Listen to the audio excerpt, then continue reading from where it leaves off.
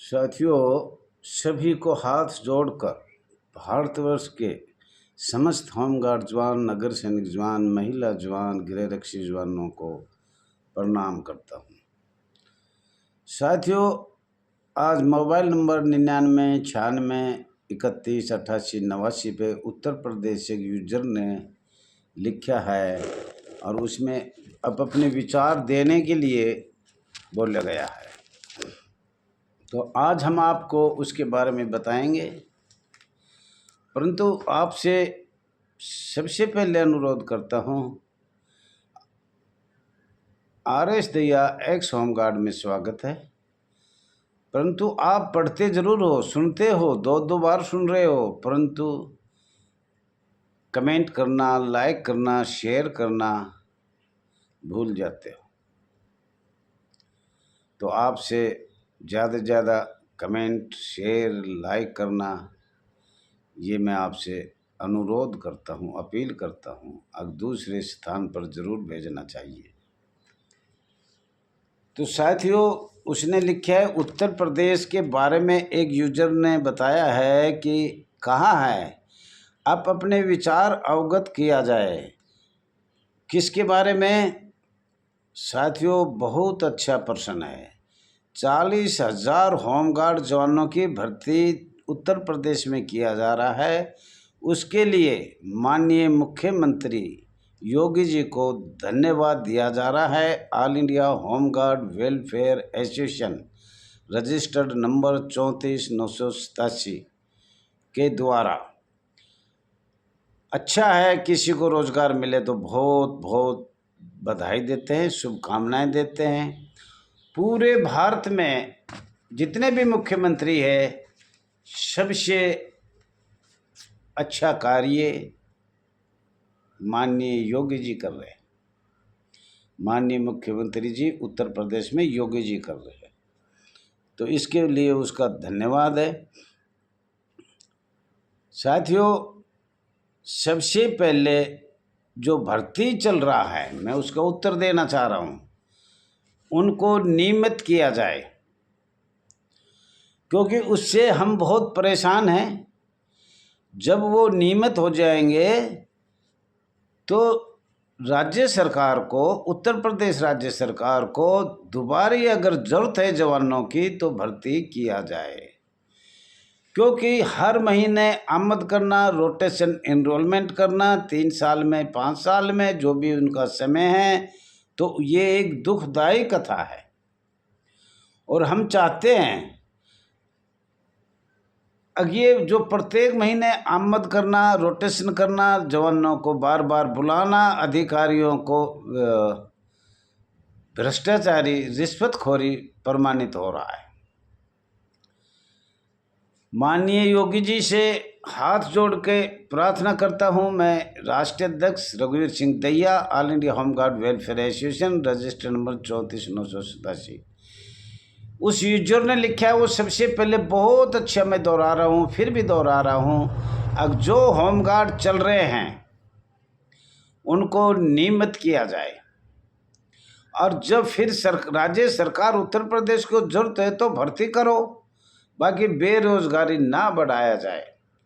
इसमें 1% मैं माननीय मुख्यमंत्री जी को मैं ये कहता हूँ, अब जो लोग, जो जवान, महिला जवान उत्तर प्रदेश में निकाले हुए हैं, सेवा मुक्त किए हुए हैं, जिसको 5 वर्ष, 3 वर्ष, 8 वर्ष, 10 वर्ष तक हो गए, उनके लिए भी कोई ना कोई कानून बनाकर उनको वापस लिया जाए। जिंदगी में ठोकर खा रहे हैं, रोजगार प्राप्त नहीं हो रहा है और वो रोड पे खड़े हुए हैं।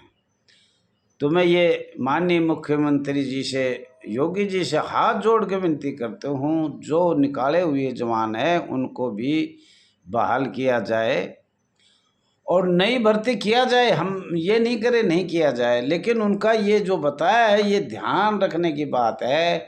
सबसे ज़्यादा हमें तकलीफ़ रोटेशन एनरोलमेंट की है।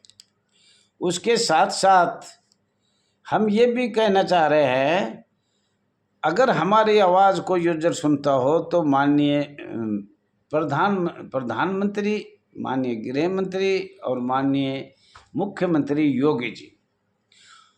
आज 76 साल में कुछ सुनाई करे तो ये आपके ही सहारे 6 लाख परिवार हैं।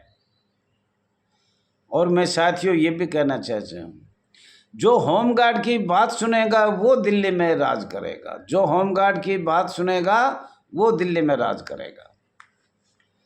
तो साथियों थोड़ा सा रिक्वेस्ट और भी कर रहा हूँ मैं माननीय प्रधानमंत्री जी से। ये उत्तर तो उस यूजर का दे दिया, लेकिन मैं ये कहना चाह रहा हूँ उत्तर प्रदेश में सभी जवानों को EPF सुविधा देने की कृपा करें, आदेश पारित करें। रिटायर होने पर 5 लाख रुपए की आर्थिक सहायता कल्याण कोष सुविधा से दिया जाए तो उनका मान सम्मान भी अच्छा होगा और बुढ़ापे का एक सहारा भी होगा। अपना कोई ना कोई काम कर सकता है, न घर परिवार का बोझ बन जाता है। और साथियों तीसरा ये भी कहता हूँ, वर्दी के नगद 2 साल के लिए 10,000 रुपये नगद पुरस्कार करे तो अच्छा है। ये आजकल ये वर्दी के भी चर्चा बहुत भारतवर्ष से आ रही है।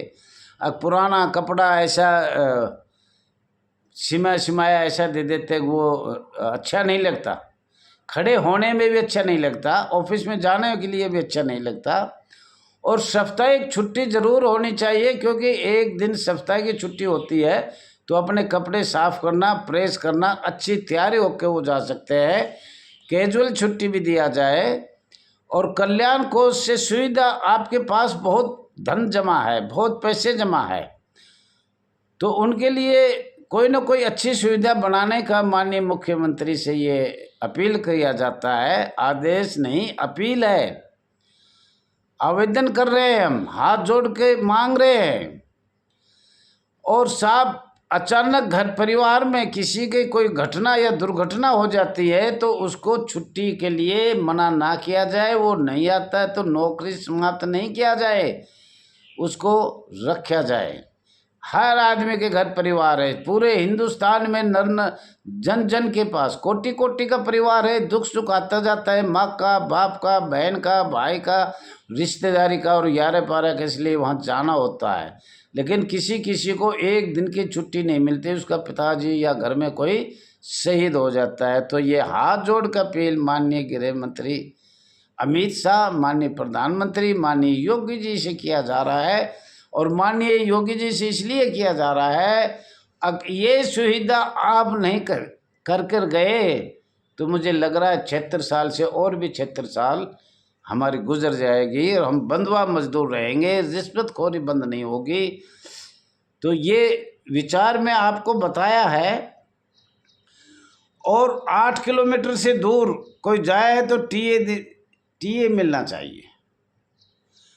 और संशय क्या है जी, समझ नहीं आ रहा मेरी में साथियों। संशय कुछ नहीं है, इनको एक कर्मचारी की सुविधा दिया जाए। और जो आपने जो बनाया है उसके बारे में भी हम बता दें। श्रम राष्ट्रीय श्रम आयोग में आप लोगों ने ये रखा गया है। तो राष्ट्रीय श्रम आयोग का तो कुछ ना कुछ जो 1946 में स्थायी नियम बने उनके बारे में भी चर्चा करेंगे अगर समय हुआ तो हमारे पास। तो ये मैं सब हाथ जोड़ के विनती करते हूँ उस यूजर को, माननीय योगी जी से बार बार प्रार्थना करता हूँ अब इनको नियमित किया जाए और सबको बहाल किया जाए और इनको कल्याण कोष से ज़्यादा सुविधा दिया जाए। भ्रष्टाचारी अधिकारियों पे जितनी भी रिश्वतखोरी यूपी से हमारी व्हाट्सएप पर आ रहा है 99, 96, 31, 88, 89 इतना ही पूरे भारत से आ रहा है। एक यूपी से उतना आ रहा है, उतना ही पूरे भारत से आ रहा है। माननीय मुख्यमंत्री जी, कहना तो बहुत कुछ है मेरे को, पर समय कम है हमारे मोबाइल में। उत्तर प्रदेश में 6 दिसंबर 1962 में उत्तर प्रदेश में जवानों को नागरिक सुरक्षा कोर भर्ती किया गया था, होमगार्ड की भर्ती नहीं किया गया था। ये इस पे थोड़ा ध्यान दिया जाए। हम खोल के तो नहीं बताएंगे, पर आप इसको समझ को हम होमगार्ड में नहीं हैं। हमारा जो संविधान कहता है, अनुच्छेद 309 कहता है, अनुच्छेद 240 जो कह रहा है, वो कह रहा है आप नागरिक सुरक्षा कोर में ही हो, जिसका मतलब ही आगे बताया जाएगा। तो साथियों, ये इसका पूरा रिकॉर्ड है। 6 दिसंबर 1962 में उत्तर प्रदेश में नागरिक सुरक्षा कोर का जन्म हुआ था। 1963 में केंद्र सरकार को परिसीमा किया था, और वो परिसीमा का नियम 1963 में सेम टू लगा दिया। क्यों? ऊपर भी कांग्रेस का राज था, केंद्र में भी कांग्रेस का राज था। और इसके बारे में तो मैं कहना तो बहुत कुछ चाह रहा हूँ, लेकिन इतना ज़्यादा नहीं कह पाऊँगा।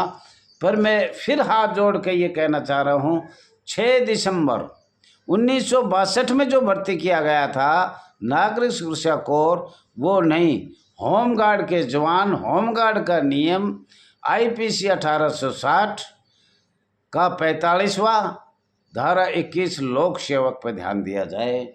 और लास्ट में मैं समय हो गया, पर ये बताना चाह रहा हूँ, अंग्रेजों के जो कानून थे, भारत साक्ष्य अधिनियम बिंदु नंबर 14 1872 1 इंडिया कॉन्ट्रैक्ट एक्ट पे माननीय योगी जी इस पे संशोधन किया जाए। और ये देखो, ये आप सभी लोग देख लो, ये भारत सरकार की सील है, और ये राज्यसभा में 24 मई 1968 में पास हो गया, और नागरिक सुरक्षा कोर में हमें धकेल दिया गया। ने तो कर्मचारी का दर्जा मिला, ने और कोई दर्जा मिला, एक स्वयंसेवक कह के, और माननीय राष्ट्रपति महोदय जी को शक्तियाँ दे दी। और अनुच्छेद 309, अनुच्छेद 240, अंडमान निकोबार और दादर नगर हवेली का भी इतिहास देखा जाए। ज़्यादा न कहते हुए समय हो गया। माननीय मुख्यमंत्री ji Yogi ji, all India home guard welfare association अधिकारी आपसे मिलना भी चाहते हैं। अगर कोई यूजर ये लिखे ना, हमें समय मिले तो हम ज़रूर मिलकर होमगार्ड की समस्या, नगर सेना की समस्या लिखित में अवगत कराएंगे। थैंक यू साथियों। ज़्यादा से ज़्यादा लाइक करना, शेयर करना, कमेंट करना।